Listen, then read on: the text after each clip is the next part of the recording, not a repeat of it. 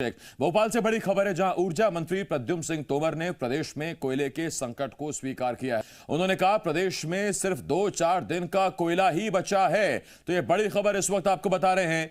प्रद्युम्न सिंह तोमर ने कहा है प्रदेश में सिर्फ 2 दिन का कोयला बचा है। इसका सीधा मतलब यह है कि जितने प्लांट्स हैं जहां पर बिजली बनती है, कोयला ईंधन के तौर पर इस्तेमाल किया जाता है, उनके पास सिर्फ 2 दिन का स्टॉक बचा है। कई जगहों पर 4 से 5 दिन का कोयला बचा है। प्रद्युम्न सिंह तोमर ने बात कही है। उन्होंने कहा जल्द कोयले की समस्या को खत्म किया जाएगा।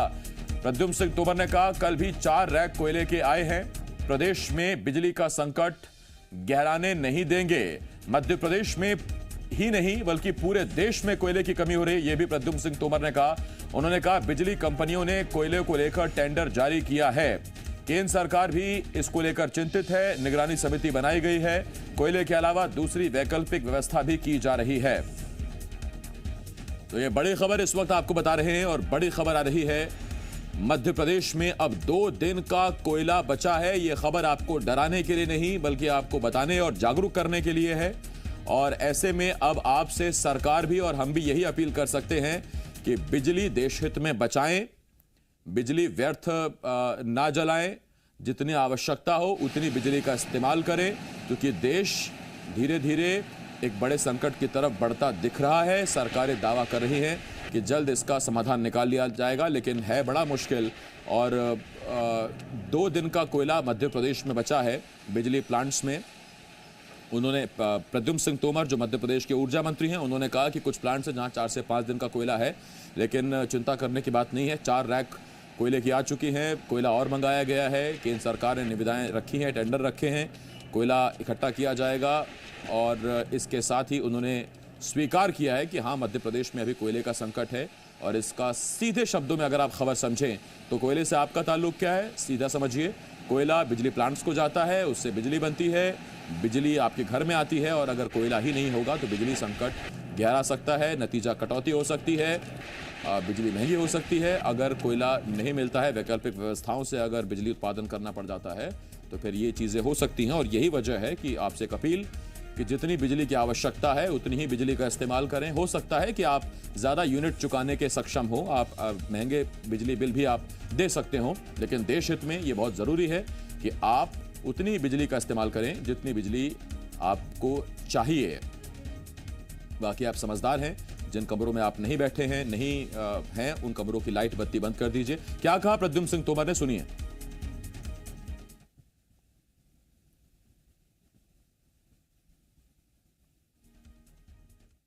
देखिए, मैं आपको स्पष्ट करना चाहता हूं कि राष्ट्रीय स्तर पर कोयले की समस्या है।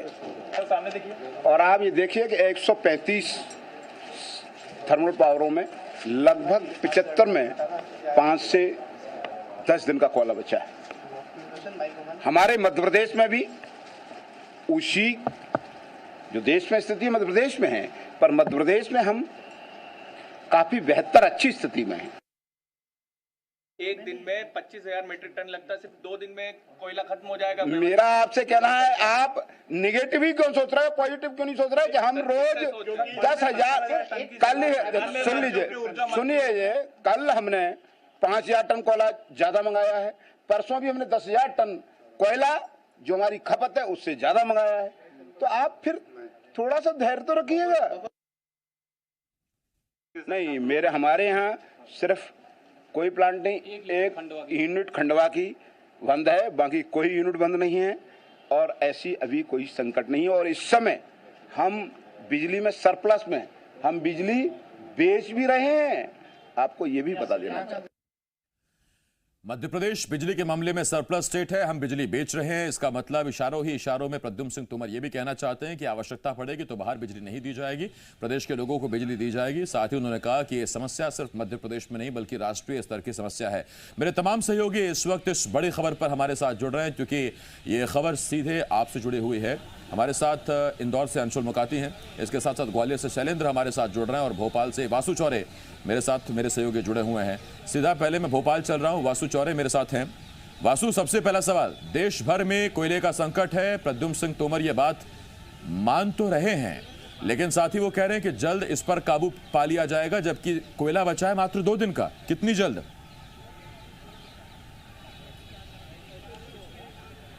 बिल्कुल आसिफ, देखिए पहले इस बात को समझना बेहद ज़रूरी है कि जो कोयला है उसका उत्पादन किसी इंडस्ट्री में नहीं होता। कोयला एक नेचुरल रिसोर्सेस है और एक लिमिटेड मात्रा में ही जहां से खदानों से प्राप्त होता है वहां पे उपलब्ध है। जो मध्य प्रदेश के ऊर्जा मंत्री हैं प्रद्युम्न तोमर, वो खुद इस बात को स्वीकारते हुए नजर आ रहे हैं कि राष्ट्रीय स्तर पर कोयले का संकट है और कुछ ऐसे ही मिले जुले हालात जो है वो मध्य प्रदेश में बने हुए हैं। वो ये तो एक तरफ कह रहे हैं कि हम सरप्लस हैं बिजली उत्पादन की अगर बात की जाए तो, लेकिन दूसरी तरफ वो खुद इस बात को बता रहे हैं कि किस तरीके से रोजाना जो कोयला है उसका इंपोर्ट किया जा रहा है और उसकी मदद से जो बिजली उत्पादन है वो मध्य प्रदेश के अलग अलग प्लांट्स में किया जा रहा है। खंडवा में एक यूनिट बंद भी है, इस बात का जिक्र खुद प्रद्युम्न तोमर करते हुए नजर आ रहे हैं। तो इस बात में कहीं दौराय नहीं है कि मध्य प्रदेश में इस समय भारी बिजली संकट की जो हालात हैं वो बने हुए हैं। और इसका एक और कारण ये भी है कि जो डैम है यानी कि जो वाटर रिसोर्सेज से बिजली मध्य प्रदेश में बनती है वो भी इस सीजन में बारिश के दौरान पूरे फुल नहीं लबालब नहीं भर पाए हैं, जिसके चलते वहां से भी जो बिजली उत्पादन है उसमें कमी आई है और इससे कोयले के ऊपर जो निर्भरता है वो कहीं ना कहीं बढ़ती हुई नजर आ रही है। अब इस पूरे संकट से सरकार किस तरीके से टैकल करती है देखने वाली बात होगी। जिस तरीके से दावा किया जा रहा है कि मध्य प्रदेश में सरप्लस है बिजली उत्पादन की बात की जाए यानी कि दूसरे राज्यों को बिजली दी जाती है, तो क्या उसमें सरकार कटौती करेगी या फिर ये संकट गहराता है तो हमें ये हालात बन जाएंगे कि हमें दूसरे राज्यों से बिजली लेनी पड़ेगी और किस तरीके से आने वाले समय में आपूर्ति होगी, ये सारी चीजें फिलहाल देखने वाली होंगी। लेकिन इसके तर जो कोयला है, जो बिजली की समस्या है उस पर मध्य प्रदेश में सियासत उपचुनाव के पहले गर्माती हुई नजर आ रही है और जो कोयले की कमी हुई है और जिस तरीके से बिजली कटौती की बात अलग अलग जिलों से सामने आई है तो कांग्रेस कहीं ना कहीं भाजपा पे आरोप लगाते हुए नजर आ रही है कि ये सरकार के मैनेजमेंट का फेलियर है कि मध्य प्रदेश में एक बार फिर जो बिजली कटौती जैसे हालात हैं वो बनते हुए नजर आ रहे हैं। आसिफ, ठीक, मैं आपके पास आ रहा हूँ। आसिफ, हमारे साथ शैलेंद्र ग्वालियर से जुड़े हुए हैं। शैलेंद्र, आपके पास आ रहा हूँ। शैलेंद्र, इस बार लगता है समस्या वाकई गंभीर है, तभी ग्वालियर के ऊर्जा मंत्री ने स्वीकार कर लिया कि हाँ कटौती है, वरना पिछली बार जब उनसे कहा गया था तो उन्होंने कहा था कि अभी तो कोई कटौती नहीं है, हालांकि बाद में मुकरना पड़ा था उन्हें। देखिए, बिल्कुल जो संकट है वो बेहद गंभीर है क्योंकि जिस तरीके से खुद ऊर्जा मंत्री इस बात को स्वीकार कर रहे हैं कि केवल 2 दिन का कोयला ही बचा है। हालांकि वो ये जरूर कह रहे हैं कि कोयले की रैक मंगवाई जा रही, जितनी रोज खपत होती है उससे ज़्यादा कहीं कोयला जो है मध्य प्रदेश को प्रतिदिन मिल रहा है। अगर हम बरसात के सीजन की बात करें तो पूरे मध्य प्रदेश में बिजली की आंख मिचोली का खेल जारी था और विपक्ष लगातार सरकार पर निशाना भी साध रहा था। और उस समय खुद मुख्यमंत्री शिवराज सिंह चौहान हो या फिर दूसरे अन्य नेता हो, उन्होंने भी ये बात स्वीकार की थी कि बिजली कटौती मध्य प्रदेश में हो रही है। लेकिन उस समय चूंकि बरसात का समय था और खुद ऊर्जा मंत्री ने यह कहा था कोयले की खदानें जो है उसमें पानी भरा हुआ है और कोयले का उत्खनन नहीं हो पा रहा और यही कारण है कि मध्य प्रदेश को कोयला नहीं मिल पा रहा और बिजली का उत्पादन प्रभावित हो रहा है। इसके अलावा जिन डैमों में के माध्यम से बिजली उत्पादन होता है वहां भी कई जगह जो है बारिश की वजह से ओवरफ्लो हो रहे थे और ऐसे में विद्युत उत्पादन करना कहीं ना कहीं खतरे से खाली नहीं था या इस तरह की परिस्थितियां नहीं थी कि वहां पर बिजली उत्पादन किया जा सके। लेकिन उन दिनों जो कमियां रही, चाहे वह कोयला ना आने की बात हो या फिर बिजली उत्पादन ना होने की बात हो, उसके परिणाम जो है अब वो देखने को मिल रहे हैं। हालांकि अब बारिश का दौर थम चुका है पूरे मध्य प्रदेश में या पूरे देश में, मानसून लगभग विदाई पर आ चुका है और ऐसे में यदि अभी भी अगर कोयला का संकट है तो वास्तव में सवाल जो है वो बड़ा है कि भले ही ऊर्जा मंत्री ये कह रहे हो कि बिजली हमारे पास सरप्लस है, लेकिन ये भी तो ध्यान रखना होगा कि कई राज्य जो है वो हमारे ऊपर आश्रित हैं, हम उनको बिजली लगातार सप्लाई करते हैं और यदि हम उनकी बिजली सप्लाई रोक देंगे तो कहीं ना कहीं मध्य प्रदेश में तो उजाला हो जाएगा, लेकिन जो दूसरे राज्य हैं जो हमसे बिजली लेते हैं उनके यहाँ अंधेरा हो जाएगा। तो ऐसा भी शायद संभव ना हो सके कि दूसरे राज्यों को हम बिजली आपूर्ति पूरी तरीके से बंद कर दें। हालांकि वो कह रहे हैं कि कुछ वैकल्पिक मार्ग भी तलाशने होंगे। अब वो क्या वैकल्पिक मार्ग है इस पर वो खुलकर बोलने से बच रहे हैं कि आखिर वो वैकल्पिक मार्ग क्या होंगे। 2 दिन का वक्त बचा है, वैकल्पिक मार्ग तलाश लेंगे, कितनी जल्दी उसे इंप्लीमेंट कर लेंगे। और जैसा वासु ने कहा, ठीक कहा कि कोयला कोई फैक्ट्री में उत्पादित नहीं होता है कि आपने धुआंधार शिफ्ट्स बढ़ा दी, मजदूर बढ़ा दिए, स्पीड बढ़ा दी और उसका प्रोडक्शन शुरू हो गया। मैं लौट रहा हूं शैलेंद्र आपके पास। हालांकि एक शैलेंद्र ने बहुत अच्छी बात कही, उन्होंने कहा कि देखिए आप अपना जो सरप्लस है स्टेट वो अच्छी बात है, लेकिन हम मध्य प्रदेश में तो उजाला हो जाएगा। अगर देश में अंधेरा हो गया या उन स्टेट्स में अंधेरा हो गया जहां मध्य प्रदेश की बिजली जाती है तो ये बड़ा दिक्कत हो जाएगी, क्योंकि दिल शरीर का ख्याल रखता है और दिल है देश का मध्य प्रदेश। और अगर दिल सिर्फ अपनी ख्याल रखेगा तो फिर बाकी शरीर के अंगों का ख्याल कौन रखेगा, ये बहुत बड़ी बात है। अंशुल, मैं आपके पास आ रहा हूं। अंशुल, मध्य प्रदेश में सबसे ज्यादा आबादी अगर किसी शहर की है तो वो वही है जहां आप खड़े हैं, इंदौर।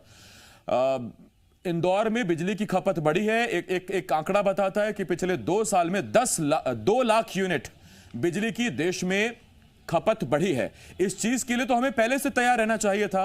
आबादी बढ़ रही है, हमारी जरूरतें बढ़ रही हैं, लोग तरक्की कर रहे हैं, विकास कर रहे हैं, उनको बिजली और ज्यादा चाहिए। मैनेजमेंट का इश्यू है क्या?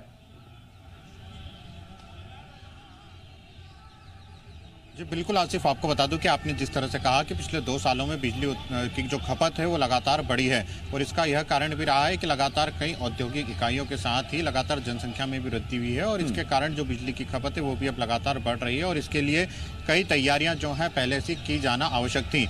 हालांकि अब जब संकट का दौर शुरू होने वाला है, संकट सामने दिख रहा है, तो सरकारें जरूर ये कह रही हैं कि जो तैयारी है वो की जा रही है, प्रदेश में आपूर्ति जो है उसे बाधित नहीं होने दिया जाएगा। लेकिन कहीं ना कहीं एक बड़ा संकट यह भी है कि जो लगातार जनसंख्या बढ़ी है, जिस तरह से बिजली की खपत बढ़ी है, क्या उसे लेकर सरकार का कोई प्लान पहले से तैयार था? आपको बता दूं कि इंदौर सहित जो आसपास के इलाके हैं, चाहे पीतमपुर औद्योगिक क्षेत्र की बात की जाए, लगातार यहाँ पर यदि बिजली का जो सप्लाई है वो अगर रुकता है तो साथ जो जनजीवन है वो तो अस्त व्यस्त होता ही है, कई औद्योगिक इकाइयों पर भी इसका गहरा असर पड़ता है, और थोड़ी सी देर की बिजली अगर बाधित भी होती है तो इसमें करोड़ों का नुकसान जो है वो सरकार का तो होता ही है, साथ ही कई उद्योगों का भी नुकसान होता है। इसलिए सरकार की तरफ सभी लोग आशा भरी निगाह से देखते हैं कि किसी भी तरह से बिजली उत्पादन जो है वह प्रभावित ना हो, और किसी प्रकार से बिजली जो है वो बाधित ना हो, ताकि निरंतर जो कार्य है वह चलता रहे। हालांकि अब सरकार का यह कहना है कि जो व्यवस्था आगे दिख रही है, आने वाले समय में भी 2 दिन बाद भी उस व्यवस्था को बनाए रखा जाएगा, कोयले की आपूर्ति जो है वो लगातार की जाएगी। लेकिन जो सरकार के द्वारा एक और बात कही जा रही है कि वैकल्पिक व्यवस्थाओं पर सरकार का ध्यान है, तो वो वैकल्पिक व्यवस्थाएं कौन सी हैं, अभी तक यह सरकार ने खुलासा नहीं किया है कि किस तरह से बिजली जो है वो अन्य स्थानों से लाई जाएगी, क्योंकि कहीं ना कहीं इस बार प्रदेश में भी मानसून जो है उसके कारण कई जो बड़े जलाशय हैं जहाँ से बिजली पैदा होती है वह पूरी तरह से नहीं भरा है। ऐसे में अब ऐसी कौन सी वैकल्पिक व्यवस्था रहने वाली है जहाँ से बिजली जो है लाई जा सकती है, जिससे कोयले की जो वैकल्पिक व्यवस्था के रूप में उसे देखा जा सकता है। हालांकि अब जिस तरह से खपत बढ़ रही है उसके साथ साथ अब सरकार को ये प्रयास भी बढ़ाने होंगे कि यदि ऐसा संकट का दौर आता है तो उसके लिए पहले से योजना तैयार रहे, और ऐसी योजनाओं पे तत्काल क्रियान्वयन भी जो है वो शुरू किया जा सके, क्योंकि एक तरह से कोयले के जिस तरह से खनन हो रहा है, जिस तरह से उत्पादन हो रहा है, उससे कहीं ना कहीं भविष्य में इसके वैकल्पिक व्यवस्था की बात को ये बहुत अहम बात है कि आप कब तक आश्रित रहेंगे, और आपको कुछ ना कुछ वैकल्पिक व्यवस्थाएं पहले ही देखनी पड़ेंगी। और 2 दिन में आप बड़ा सोलर प्लांट नहीं खड़ा कर सकते, 2 दिन में आप कोई हाइड्रो डैम नहीं बना सकते, तो वैकल्पिक व्यवस्थाएं बताई जानी चाहिए। वासु, आपके पास आ रहा हूं। वासु, चुनाव आने वाले हैं, 21 दिन बाद मतदान है।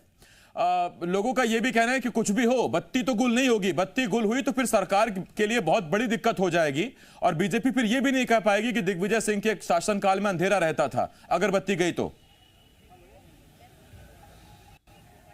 निश्चित ही आसिफ, देखिए बस 20 दिन का समय बचा हुआ है, वोटिंग होनी है उपचुनाव के लिए, और इस समय बिजली कटौती की जो बात है वो बहुत जोर शोर से देश के तमाम जिलों में जो है वो उठकर सामने आ रही है, और कांग्रेस को बैठे बैठाए एक बड़ा मुद्दा मिल गया है। पहले ही कांग्रेस बिजली के बढ़े हुए दरों को लेकर सरकार को घेर रही थी, और अब उसके बाद बिजली कटौती, कोयले की कमी, और जो वाटर रिसोर्सेज से बिजली डेवलप होती थी, बिजली बनती थी, उसकी जो कमी हुई है उसको लेकर भी अब कांग्रेस जनता के बीच पहुंचेगी। तो महंगाई, बेरोजगारी, गैस सिलेंडर और पेट्रोल के बढ़ते हुए दामों के साथ अब बिजली की कटौती और बिजली के बढ़े हुए दाम भी मध्य प्रदेश में एक बड़ा सियासी मुद्दा बनकर सामने आएंगे, और निश्चित ही जो चुनावी सरगर्मी है वो बिजली की कटौती और भी ज्यादा बढ़ाती हुई मध्य प्रदेश में नजर आने वाली है। बिल्कुल, यानी जनता नहीं, सरकार के लिए भी ये बिजली करंट दे रही है। बत्ती अगर गुल हुई तो चुनाव से पहले इसका क्या असर पड़ेगा, कांग्रेस कैसे भुनाएगी, बीजेपी क्या बताएगी, सफाई कहां से आएगी, वैकल्पिक व्यवस्था बताई तो जा रही है, लेकिन व्यवस्था होगी कहां से? ये तमाम सवाल हैं जिनके जवाब शायद कल या आज कुछ देर बाद मिले, अगर वैकल्पिक व्यवस्थाओं पर कुछ जवाब मिलता है तो।